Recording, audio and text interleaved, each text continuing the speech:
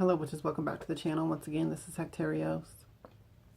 So this is going to be about fertility magic. This was a question from Lynette. She asked me, would I be willing to do a video on fertility spells? What gods and goddesses to involve, if any. She asked about involving ancestors with it, and she said that she has asked before about involving Hecate to help with fertility, but since she has started with the fertility magic with Hecate, she has experienced reverse effects. So first of all, I kind of want to address that last part. Goddess Hecate is a protectress of children. She is a midwife goddess. She's the cosmic soul and the ensoler of every single human soul. So I don't necessarily think that she is the reason why you're having reverse effects. If you involved her in a fertility spell, I see no reason why that there would be adverse effects with that. I have done fertility spells for clients and friends asking for Hecate's help, and they worked fine. So I don't think that whatever reverse effects that you're experiencing, it has nothing to do with Hecate. So I would suggest look at any of the other steps or things that you're doing as well could be the culprit or the issue, or whatever tools you're using, all of that. I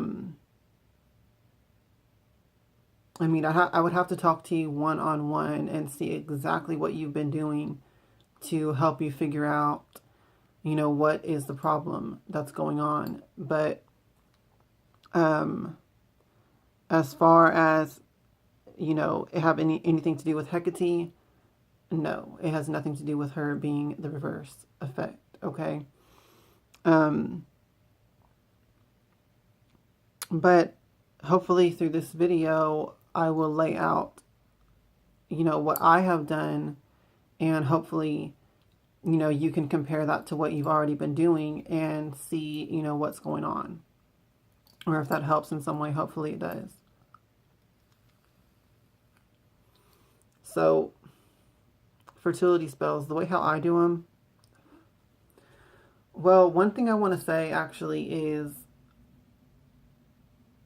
with fertility magic and fertility spells, I feel like it's one of those things that's probably more liable to work and more powerful to work when someone else does it for you. Because fertility magic is something that's so emotional for the person that's doing it or getting it done to them, that I feel like that will impede the success. It's one of those things that, without trying to sound cruel or harsh, it's kind of one of those things that you obsess over in a negative, emotional way.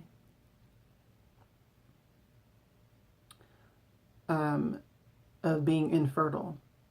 And I feel like that is not easy to look past or turn off or ignore just because you did a fertility spell.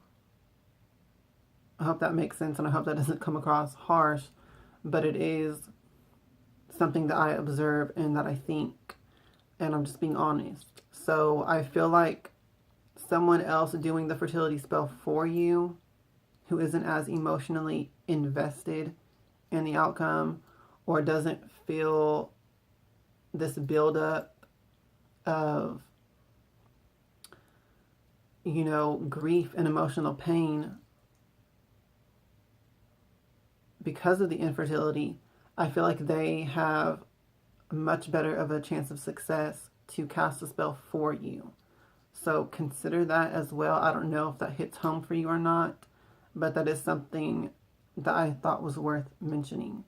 So consider that if you have not already. Let's see.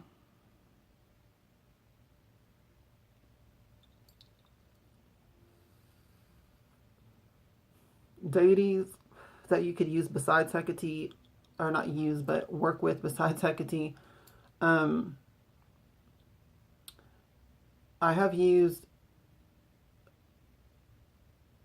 voodoo spirits before, Papa Legba, to help conceive, to cast a fertility spell for someone, and that one worked. I have never cast a fertility spell that didn't work with the spirits that I worked with. Papa Legba, the Gidi, which are spirits of death, but also of fertility, also in voodoo, with Goddess Hecate, obviously, as I already mentioned. And those are the main 3 spirits that I work with. Papa Legba and Hecate are individual spirits, but the Gidi Loa are a class of spirits that, to me, personally, I associate them with what's called Hecate's Horde, or the Wild Hunt.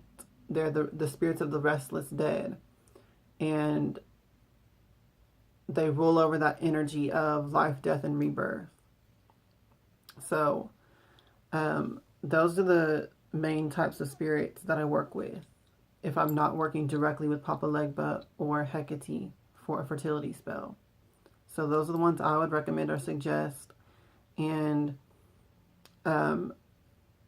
how I do the fertility spell is I actually create a charm with like a bag that I hand sew. I use the color green for the cloth. I put herbs, a special blend and mix of herbs for fertility into the bag, and I put a piece of paper with a petition on it with the person's name and asking for them to please be able to conceive, and all of that information, and I put that into the bag as well. I use different oils also for fertility and for bringing in whatever spirits I am working with as well. And on the back of the paper, I will draw the seal or symbol of the spirits that I'm working with as well. I will also usually put some sort of stone into the bag as well. Usually I'll just use like rose quartz for this. But any kind of green stone like moss agate, aventurine, those type of stones will also be good for this. I would recommend moss agate in particular, if not rose quartz. And basically put all that into the bag. I will also cut an apple open in half to where you expose the star from the seed pods, and get the apple seeds, put those in the bag, and give the apple as an offering to the spirit that you're working with. Put all of that into the bag, sew it up, and use that as a charm, either wearing it as a necklace or keeping it either under the pillow or somewhere near or around the bed that you hope to conceive in. And by doing all of that, that's basically how I do it and how it has worked for me several times when I'm doing these type of spells for clients. You don't need to involve your ancestors. You can. If you want to, you can pray to them and ask them to also help and intercede. That's what is often done in these different practices. You'll pray to your ancestors to also pray to the same spirits like Hecate or Papa Legba for you as well. And all of that. This needs to be kind of an emotional rite the whole time you're doing this. You know, you really need to be in a place of respect and humble, and like you are placating and beseeching the spirits to help as well. And, you know, that's basically it. I would say, as far as timing, the best time to make fertility charms in this way is the new moon. Not the dark moon, but as soon as the moon starts showing the waxing crescent. That's the best timing to make these kind of charms, but the full moon would also be fine as well. And that's basically it.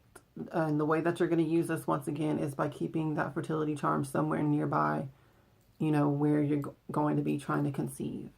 And I feel also just wearing it and carrying it on you in some way for several days would also be beneficial and help. That's what I've suggested when I've done this spell and made this kind of charm for clients before. So that's basically it. It's pretty straightforward and simple. And, you know, it is potent. But like I said, I feel like it is important, like I mentioned at the beginning of this, that, you know, it's probably better to get someone else to do this for you than to try to do it for yourself. I have to say that because it's just the truth, okay? But hopefully this video helps you and anyone else who is watching. Let me know if you have any questions. Leave that in the comments below. If you have any requests for topics for me to cover, or any kind of instructions for spells or things like that, how I do it, leave that in the comments below as well. And that's basically going to be all for this video. Thanks for watching. I hope that this works for everyone who needs it. And hail to the witches, hail Hecate, and blessed be.